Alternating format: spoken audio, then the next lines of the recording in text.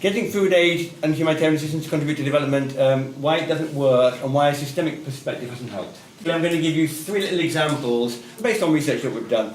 So the first one, food aid in conflict-affected Mali. We did some very interesting work. Véronique Barbalet, I should give her a name, did a very nice study on what happens to markets in crises, and Mali was a really nice case study. The aid vision was quite simple. You know, there was a war in the north, people displaced, all going hungry, what to do. And of course we know now, let's not ship in food from outside the United States, local purchase, support local economy. So there's the aid vision. So we're going to do local purchase, we'll use the market system, we'll put out the tenders, you have to put out tenders obviously because it's accountability. And then we'll get cheap food aid in, we'll give it to the hungry people, and at the end what will we have? We'll have no hunger, value for money. Brilliant. The problem was that they had one system that they were thinking about of an economy and production and buying and hungry people, but they were actually not seeing the system at all. And this is kind of going to be the running theme. It's about where is your system? The system that was working beforehand was, you had demand, you had lots of local traders, you had a market system that entirely worked on credit, because everyone kind of bought, paid back, and then got the next lot, and that's the only way the market could work for some really interesting reasons, which I'm not going to talk about. And you had producers then. Producers were obviously buying from local traders, supplying local traders, but also were often being financed, their production was quite often being financed by the big traders. And all of this had its own geography, which wasn't going through the capital city and all the rest of it. So then what happens is, great, along comes food aid. First thing food aid does is kill demand, because when you're getting stuff for free, you don't pay for it. Yeah? I mean, you don't buy what you've already been given. No point. So demand goes. Now, once demand's gone, then credit's gone. Because the traders aren't stupid. They know that if you're getting free food, you're not going to buy from him. So I'm not going to give him food on credit because he won't be able to sell it and pay me back. He's already failed to pay me back the last lot of credit because of the war. I know it wasn't default because I've been working with him for years and years and years, but I can't extend more. So what you actually got is a complete collapse of the whole market system, which you thought you were going to help. But the whole tender system made it even worse. Because the way in which the tender system works is, first of all, it's done in the capital, and none of the actors involved in the main food chains and value chains going up to the north of Mali. The production wasn't there, the middlemen weren't there, and nothing was there. So they missed out. They're on a size and on a scale and on terms and conditions that local traders and the normal wholesalers simply cannot deal with. Yes? They can't pre-finance millions of pounds of cotton. So you knock them out. But the important word, winners. The important word here is winners, because we think about conflicts as creating problems, and we often hear the word senseless. The media like to talk about senseless. There is no such thing as a senseless conflict. There's always a winner. As well as lose, aren't they? Which is partly what drives it. So what you got was this whole new class of people. They were smart businessmen, yeah, with big connections and big money. They moved in, hoovered up all the contracts because they can afford to finance them. And basically what they know how to do is speak the language of the UN system, pre-finance. They then subcontract everything out at ridiculous terms to a whole lot of it, and that's what you've created. There you go. So that was your first system. Let's try another one.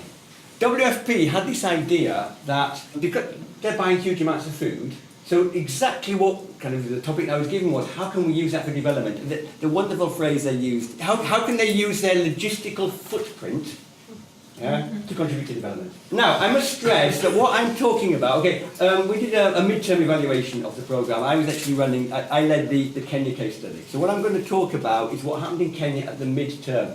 I didn't look at it again. So it may well, this did not reflect what happened in all the countries. So I'm not this isn't about P4P, it's using one country as a case study to illustrate something. And it may well be that in that country they went off and changed it and it was all was good. So just bear in mind I'm using this as an example rather than evaluating the project. So that was the old aid vision, which we've seen before. So they said, no, that's not how we're going to do it. So let's take a market system, let's take a food systems approach to it. So what you've got is, you've got poor farmers, smallholders. We're not talking about the very, very poor, we know that. We're talking about, probably the median people, but they're still way below the poverty line, a couple of acres, a couple of hectares, whatever.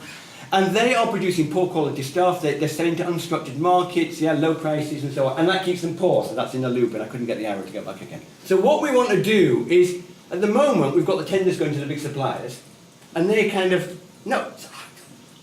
let's harness the buying power of WFP to work with the small producers. They can provide food for the food aid, which is doing good stuff in parts of Kenya. And meanwhile, we're bringing the farmers in, we're helping them to work together to aggregate their stuff, we're helping them to produce at the kind of quality so they can get into a structured market.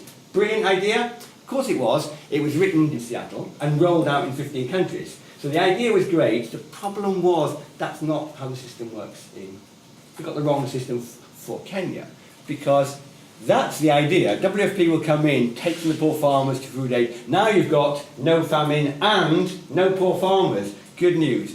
But what did they get wrong? This is the farmer system, if you like, that they were working with. As I say, we're not talking about the very poor, but these guys, they've got no capital, right?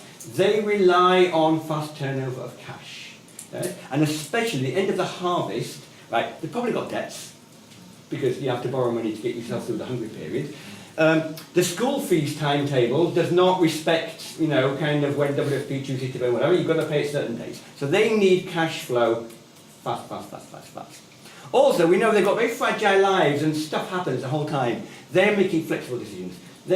Depending on what the price is, they'll decide today to sell, maybe tomorrow not to sell. They're really that's how they survive. And the other thing is, the whole time problem. Time is their main constraint. Meanwhile, so it works because the local traders pay cash, yeah, so that's great for them. The local traders are in the village pretty much every day and certainly every week because they're delivering stuff. You can, the plastic idea, hey, just take a sack today or take half a sack today, take 5 sacks, come back tomorrow, yeah? So lots and lots of flexibility stuff. And because the local traders are there, it's all very, and they don't demand it's bagged in this way and now this and labelled in blue, not in yellow, yeah, nothing like that.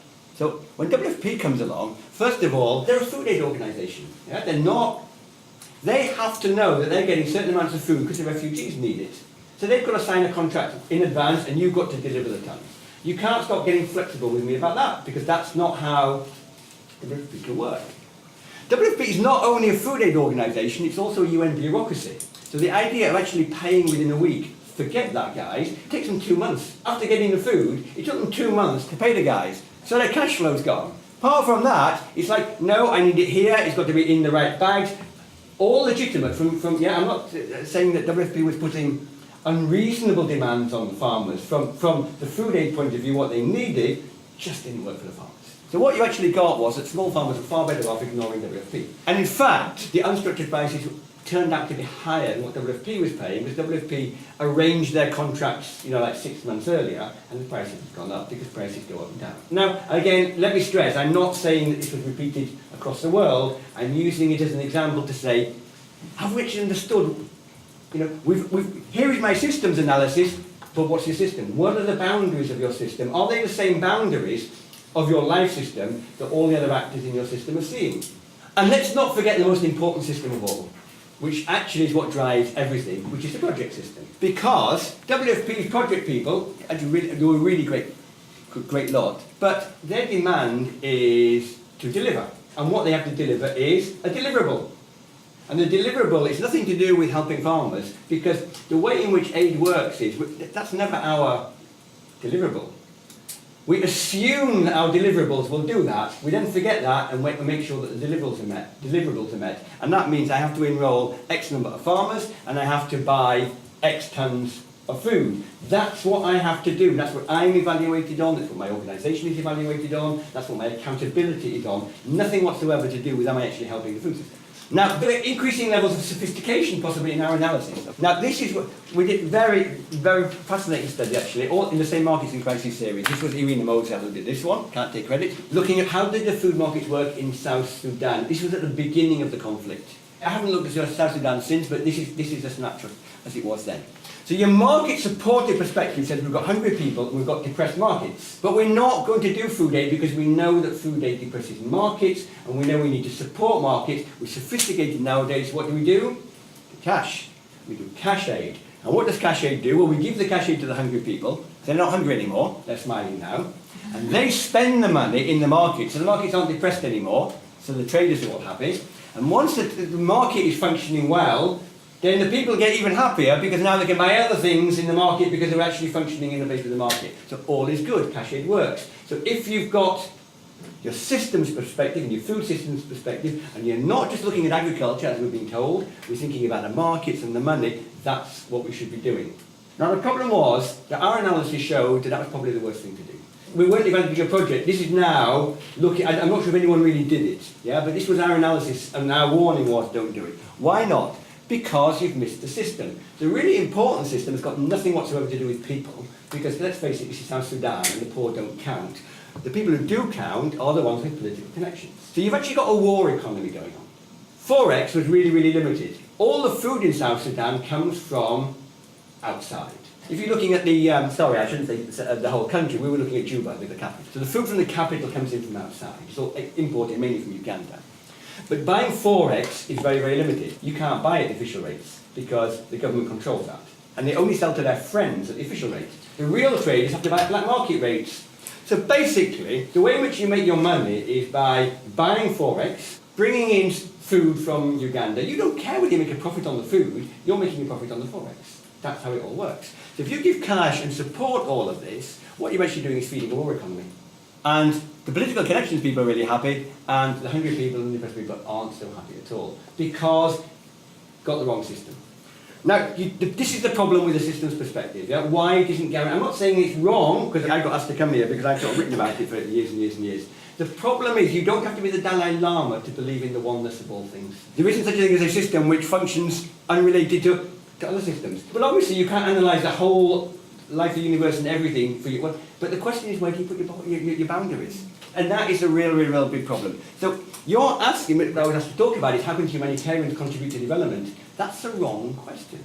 Completely the wrong question. I was actually here 2 weeks ago saying that. We did some work on multi-humanitarian finance. Can it contribute to resilience? The answer is no. Humanitarian assistance doesn't contribute to resilience. Resilience is supposed to contribute to lack of humanitarian crises. So the question isn't how can humanitarian aid promote development, it's how can development stop the need for humanitarian assistance.